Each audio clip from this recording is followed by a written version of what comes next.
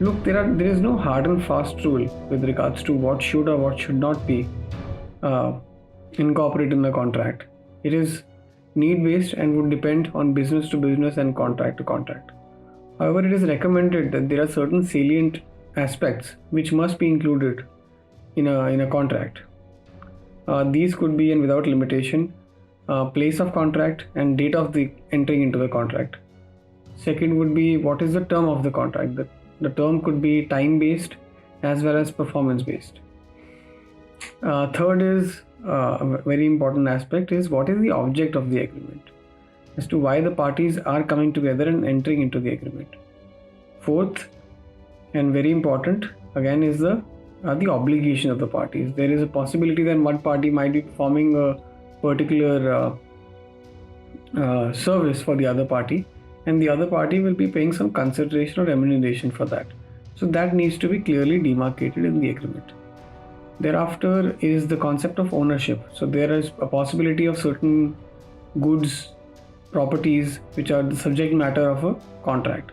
So it needs to be provided clearly as to who is the owner of the contract, so that later on there are no disputes with regards to the ownership of the goods or properties in question. The next aspect is the legal relationship between the parties. So see, there could be an agreement, could be say between an employer and an employee, a principal or an agent, landlord tenant, so that the relationship needs to also be clearly demarcated. The next aspect is confidentiality. Confidentiality, it is very commonplace that especially in businesses, that one party shares certain confidential information to the other party in a contract. Now that needs to be safeguarded from being leaked or being disclosed to third parties. So this also needs to be incorporated in the agreement. Confidentiality clause could also be deemed to be beyond the term of the agreement. So it could also last for a longer period of time, even though the contract expires beforehand.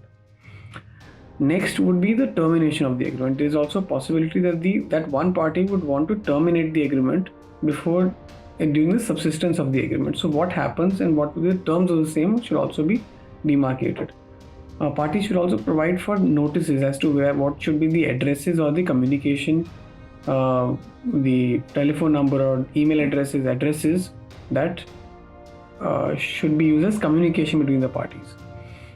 Next would be the concept of force majeure. So there could be, say, like we are going through the coronavirus pandemic. So this could be also a force majeure. Probably one party is not able to fulfill its obligation because of these things. So force majeure really is act of God. So there could be various things, and that needs to be determined or clearly demarcated in the agreement. Next is breach of contract. What happens if a contract is breached by one party? And if there is a dispute, how do you resolve these? These two aspects I will deal in another A2A session.